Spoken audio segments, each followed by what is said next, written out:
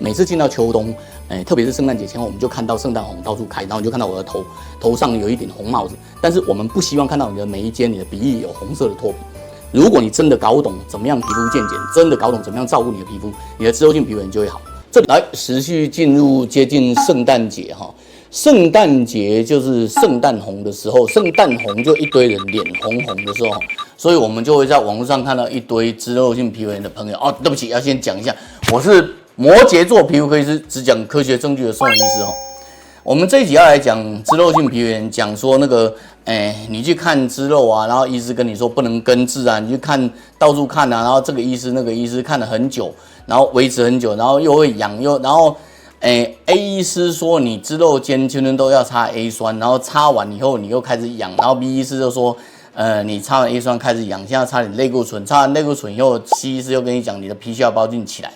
身为一个真的很资深的皮肤科医师啊，我大概在2000年的时候就当上皮肤科主任。然后我们那时候一直读 paper， 你看哦，我最近帮大家 review 一下，眼睁睁看着脂漏性皮肤炎的治疗哈，它其实已经进入新纪元了，可是大家的想法还是在旧纪元徘徊，我就觉得有一点紧张。新纪元跟旧纪元的差异，我们先来谈旧纪元好了。最标准的旧纪元是这一篇哈，这是2011年写的，它很清楚告诉你就是。传统我们皮肤科医师的想法很简单，就是，皮屑芽孢菌把你的皮脂吃掉，然后分解成脂肪酸，脂肪酸伤害你的皮肤，然后就产生脂漏性皮肤炎，很标准，就是皮肤发炎了。可是即使在这样子很辛苦的情况下，我们一直想要杀那个马拉塞西亚就是马拉色菌，但是开始在差不多2019年就开始有医师在反省。说我们是不是不要只杀马拉色菌？它到底是果还是因还是共果了哈？那结果这篇文章，我觉得这篇文章写的不错，是因为他在2019年写的时候，他就告诉你说，在脂漏性皮肤炎的治疗里面有2个可能，第一个马拉塞西亚 furfur 哈，就是那个俗称的皮下孢菌或马拉色菌这个东西，它很可能只是一个皮肤屏障失败以后的一个果，所以如果你重建的皮肤屏障这个部分，你可能就让它不再那么畅秋啊，不能那么嚣张。然后，于是慢慢的你会发现各种文章哦。2020年虽然还是老调重弹，就说哦，因为皮肤受伤，所以马拉色菌起来呀。然后在整个研究就慢慢转向哦，比如说2021年你可以看到那个，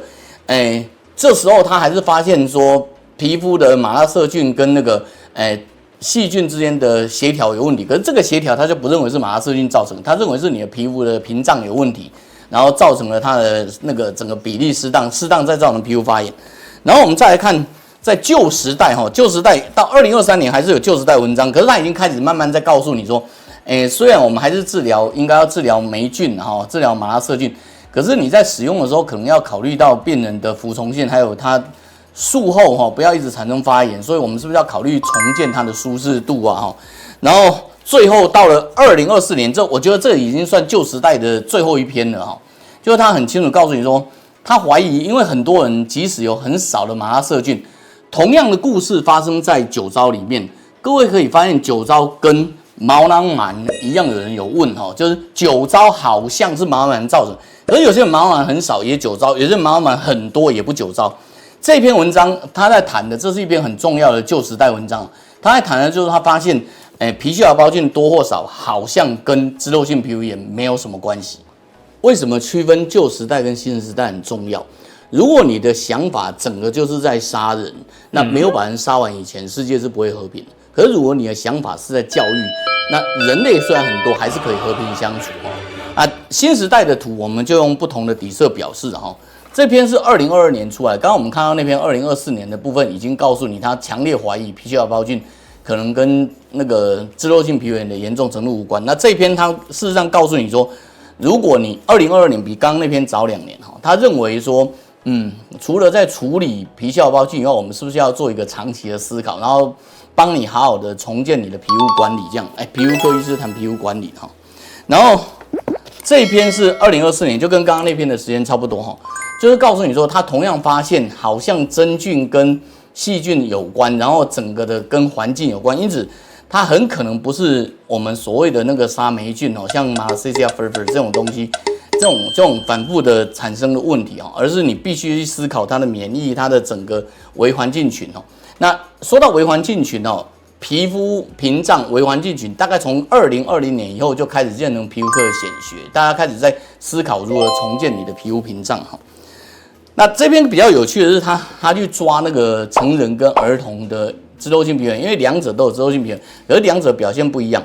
婴幼儿的脂漏性皮肤炎通常在出生后差不多3个月出来，然后到6到9个月以后，它就自然消失哦。那它属于一个自限性的疾病。那如果皮屑芽孢菌真的是脂漏性皮肤炎的肇因，那理论上婴儿一旦获得了脂漏性皮肤炎，它应该一直发作才对，因为脂漏性皮肤炎都在，你也没有那个皮屑芽孢菌都在啊，你有没有去杀它，对不对？那为什么婴幼儿会变成自限？那他这篇文章就从这里面，然后去重新帮你思考说，也许是宿主的皮肤的屏障结构哦，这是一篇2024年的文章，可以帮助你重新思考，说不定跟皮屑芽孢菌关系真的不大哈。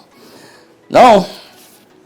我们又抓到2025年的一篇文章啊，它同样啊，你会发现整个故事新时代来到，大家开始谈那个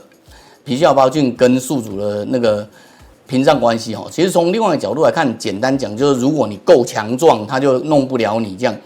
那这件事情不止发生在脂漏性皮肤炎这边，其实也发生在酒糟那边。就是10年前大家还在那里拼命杀盲盲可是这3-5年大家已经开始在怀疑。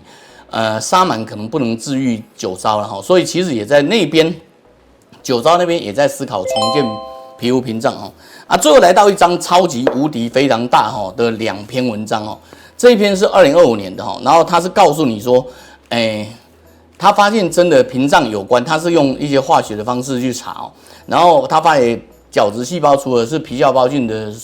那个受伤者，就是被皮屑芽孢菌破坏以外。它其实本身可能会诱发一些免疫反应哈。那之后，我个人最喜欢的其实这篇是JAMA哦，就是我们皮肤科算是蛮圣经的一个杂志啊。然后他在2025年他去找的那个美国的大型健康库，有点像我们的那个健保，然后抓了2000万人，然后其中有70几万笔哈，就是在讲那个脂漏性皮肤炎，就他发现很有趣，就是。根本是你的皮肤的屏障有问题，因为脂漏性皮肤炎的人，他可能同时会比较容易罹患异位性皮肤炎，同时比较容易罹患圆秃啊，然后一般的接触性湿疹啊，然后肝癣啊、酒糟啊这些。换句话说，这篇文章基本上用了非常大型的数据哈，你就把它想成2000万人里头抓70几万人来看，然后确立了说，脂漏性皮肤炎很可能是一个皮肤屏障的问题，而不是皮屑芽孢菌的问题。各位很耐心的看到这里，你们就值得听一个故事哈。其实医疗这件事情跟人类是息息相关的。所谓人类息息相关，它跟人类的习惯、人类的知识、人类的所有东西都有关。常常在脂漏性皮肤炎病人，我都会跟他们讲一个故事啊。想象一下，你在纽约的市中心开了一家餐馆，然后因为餐馆就有厨余，所以你就把那个厨余垃圾桶放在很大的箱子，放在那个后面的防火巷。因为有厨余嘛，所以自然就有老鼠啊、蟑螂啊这些害虫。那纽约市卫生局很严谨，他就会没事来抓你，不可以有老鼠、蟑螂。那为了要把厨余放在那里，又为了要把老鼠、蟑螂控制掉，所以你就必须撒杀虫剂啊、灭虫药啊、灭鼠剂这样。可是灭鼠剂有可能污染你的食物，造成你的厨房有问题。换句话说，如果你在这个状态下，你会发现老鼠是不可根除的，蟑螂是没办法杀完的。但是你的灭鼠药也是不能禁止的，然后你就永远都在那里杀老鼠啊，然后避免污染厨房，杀老鼠，避免污染厨房这样的环境啊。我就问我的病人说，你有没有想过，如果垃圾不落地，你没有老鼠，也没有蟑螂，你就不需要去灭鼠。换句话说，我们在面对不管是酒糟还是脂漏，不管是面对毛囊螨还是皮屑芽孢菌，甚至是千轮豆痤疮杆菌，他们现在3个的那个相关的文献其实还连得蛮紧的就是说他们3个目前都被认为是皮肤屏障的问题，然后只是3个作乱的角色不一样，一个叫做皮屑芽孢菌，一个叫痤疮杆菌，一个叫做那个毛囊螨。但是如果你有能力重新建立你的那个皮肤屏障，比如说你把你的那个后面暗巷子的那个厨余桶拿走，然后每天就是定时清理厨余，你就再也没有毛囊螨，你没有皮屑芽孢菌，你也没有痤疮杆菌，所以你的脸就不会红，不会长青春痘，也不会脱皮。这个就是刚刚那些新时代旧时代的文章慢慢累积起来告诉你的社会经验。那既然是舒肤机械小教室，我当然要给你看证据不是看理论，是看理论大家都会嘛。你可以看到这篇是这样这是我们用重建你的皮肤的状态你可以看到一开始亮晶晶，然后下面一大堆乱七八糟的东西，然后重建一次就是教这个病人回去洗脸啊，然后稍微擦点安全的 cream 啊，然后去运动，1个礼拜他就可以到这个状态。然后下面的白白的东西稍微清掉，这只是稍微而已那我知道大家都想要看的是真正的情况你可以发现他的鼻子稍微红红的，血管丝有时候膨胀起来，表示它局部的真皮压力很大，然后把血管挤压起来，有点像你挤了手以后整个手就变红这样。你会发现它的血管丝就稍微松掉，然后你可以看到它的整个皮肤就稍微比较松一点就是看到它的这个就是整个皮肤比较松一点。然后开始有点纹路，然后它的皮下血管的发炎状态也会比较好。这个要告诉各位的就是说，